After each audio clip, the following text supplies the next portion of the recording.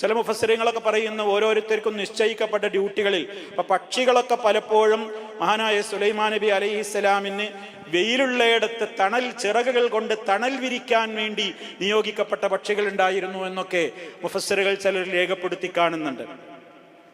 എന്തായിരുന്നാലും അവയ്ക്കൊക്കെ കൃത്യമായി സ്ഥലം എവിടെ നിൽക്കണം, എന്ത് ഡ്യൂട്ടി ചെയ്യണം എന്ന് വിഹിതിക്കപ്പെട്ട നിലക്കായിരുന്നു, ഓർഡർ നൽകപ്പെട്ട വിധത്തിലായിരുന്നു. ഇതിന്റെ അർത്ഥം ഇപ്പൊ നമ്മൾ പറയുന്നത് ഫഹും യൂസഊൻ, ഫഹും യൂസഊൻ, വസഅ യസ്ഉ, വസഅ യസ്ഉ.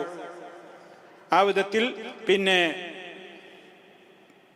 ഔസഅ അതും ആ പ്രയോഗത്തിൽ തന്നെയാണ്.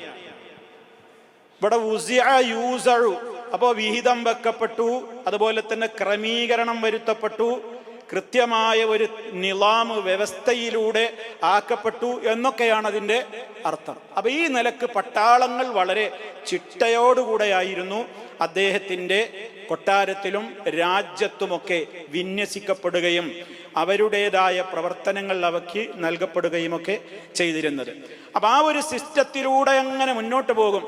അത് ഇന്ന ദിവസം എവിടെ പോകണം, ഏത് ഭാഗത്ത് പോകണം, എങ്ങോട്ട് സഞ്ചരിക്കണം, ഏത് ആവശ്യാർത്ഥം ആരൊക്കെ എവിടെയൊക്കെ പോകണം എന്നൊക്കെ മുൻകൂട്ടി പ്ലാൻഡാണ്. ആ നിലക്ക് ഇങ്ങനെ മുന്നോട്ട് പോയിക്കൊണ്ടിരിക്കെ ഒരിക്കൽ ഹത്താ ഇദാ അതൗ, അവർ ചെന്നെത്തി. ഒരിക്കൽ അവർ ചെന്നെത്തി. ഇദാ അതൗ, അവർ ചെന്നെത്തി. അതൗ എന്ന് പറഞ്ഞാൽ അതാ വന്നു, അതൗ അവർ വന്നു. എവിടെ?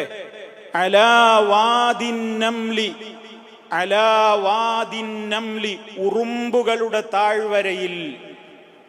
ഉറുമ്പുകളുടെ താഴ്വര, വാദിൻ നംല്, വാദിൻ നംല്.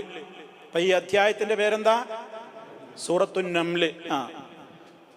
വാദിൻ നംല്, ഉറുമ്പുകളുടെ താഴ്വരയിൽ അവർ എത്തിച്ചേർന്നപ്പോൾ അവിടെ വെച്ചുണ്ടായൊരു അത്ഭുതം പറയുന്നു. ഖാലത്ത് നംലത്തുൻ, ഒരു ഉറുമ്പ് പറഞ്ഞു. ഖാലത്ത് നംലത്തുൻ, ഒരു ഉറുമ്പ് പറഞ്ഞു. എന്താ ഉറുമ്പ് വിളിച്ചു പറയുന്നത്? യാ അയ്യുഹൻ നംല്, ഹേ ഉറുമ്പുകളെ, ഉറുമ്പുകളെ. യാ അയ്യുഹൻ നംല്, ഹേ ഉറുമ്പുകളെ. അപ്പൊ യാ അയ്യുഹൻ നംല്, ഉറുമ്പുകളെ എന്ന് പറയുമ്പോ തൊട്ടടുത്തിക്കണ ഒരു ഉറുമ്പിനോട് വിളിച്ചു പറഞ്ഞോന്നല്ല, ദൂരെയുള്ള എല്ലാവരും കേൾക്കുന്ന നിലക്കുള്ള വിളി തന്നെയാണ്. യാ അയ്യുഹൻ നംല്. അടുത്തുള്ള ഒന്നിനെ വിളിക്കുമ്പോ യാ കൂട്ടൂല. അപ്പൊ ബഈദിനെ വിളിക്കാനാണ് എന്ത് ഉപയോഗിക്കപ്പെടുക? ദൂരെയുള്ളതിനെ വിളിക്കാനാണ് യാ അയ്യുഹ. അപ്പൊ യാ അയ്യുഹൻ നംല്, ഹേ ഉറുമ്പുകളെ, ഉദ്ഖുലൂ, നിങ്ങൾ പ്രവേശിച്ചുകൊള്ളുവീൻ. ദഖല, പ്രവേശിച്ചു. യദ്ഖുലു, ഉദ്ഖുൽ. യാ അയ്യുഹൻ നംലു ഉദ്ഖുലൂ. യാ അയ്യുഹൻ നംലു ഉദ്ഖുലൂ എന്ന് വായിക്കൂല, അറിയാലോ അല്ലെ? എല്ലാവരും ശ്രദ്ധിക്കേണ്ടതാണ്. ആരെങ്കിലും അറിയില്ലെങ്കിൽ ശ്രദ്ധിക്കുക. യാ അയ്യുഹൻ നംലു ഉദ്ഖുലൂ എന്ന് വായിക്കൂല. പിന്നെന്താ വായിക്കുക? യാ അയ്യുഹൻ നംലു ഉദ്ഖുലൂ. അലിഫ് സൈലന്റ് ആയിരിക്കും. അലിഫിന്റെ ശബ്ദം നമ്മൾ സൗണ്ട് ഉച്ചരിക്കൂല, കേൾക്കൂല. അത് സൈലന്റ് ആണ്, ചേർത്ത് വായിക്കുന്ന അലിഫാണത്, ഹംസയാണത് എന്ന് നമുക്ക് അറിയിക്കാനാണ് മുസ്ഹഫിൽ ആ അലിഫിന്റെ മുകളിൽ ഒരു കുഞ്ഞു പകുതി സ്വാദിട്ടിട്ടുള്ളത്. അങ്ങനെ ഞാൻ പറയാൻ കാരണം ഖുർആനിൽ ഉദ്ഖുലൂ തന്നെ ഉണ്ടല്ലോ എന്ന് പല ആളുകളും ചിലപ്പോൾ പറയാറുണ്ട്. ഇവിടെ ഇപ്പൊ സൂക്ഷിച്ചു നോക്കുമ്പോ അത് ഉദ്ഖുലൂ അല്ല, അത് ഊന്നല്ലല്ലോ. അത് പിന്നെന്താണ്? കാണുമ്പോൾ പെട്ടെന്ന് അങ്ങനെ തോന്നും ഊട്ടിക്കണോ. മറിച്ച് അതെന്താണ്? അത് സ്വാദിന്റെ ഒരു പകുതിയാണ്. സ്വാദ് എന്ന അക്ഷരത്തിന്റെ ആ ആദ്യ പാർട്ടാണ്, അതവിടെ ചെറുതാക്കി കൊടുത്തിരിക്കുകയാണ്. ആ സ്വാദിന്റെ ഉദ്ദേശം അൽ വസ്ലു എന്നാണ്. വസ്ല് എന്നുള്ളതിന്റെ അൽ വസ്ലു, ചേർത്ത് പറയാ. ആ ചേർത്ത് പറയാനുള്ള അലിഫാണിത്, ഉച്ചാരണത്തിലില്ല.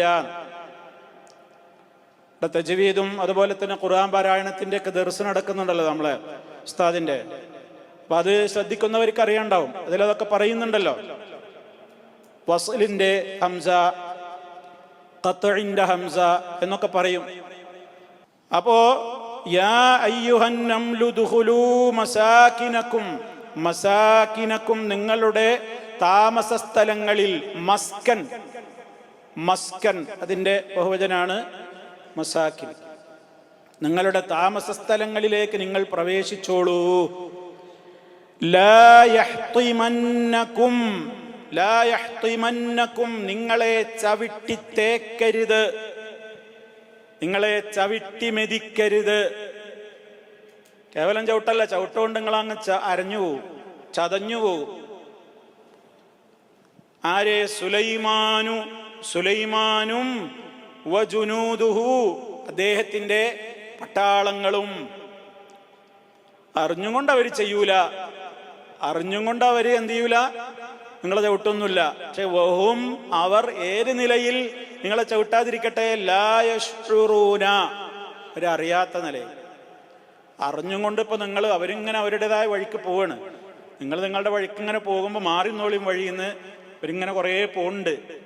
അപ്പോ ചവിട്ട് കൊള്ളണ്ടെങ്കിൽ എല്ലാവരും എന്ത് ചെയ്തോളിൻ, അവനവന്റെ താമസ സ്ഥലങ്ങളിലേക്ക് വേഗം കേറിക്കോളിൻ എന്ന് ഒരു ഉറുമ്പ് വിളിച്ചു പറയുകയാണ്.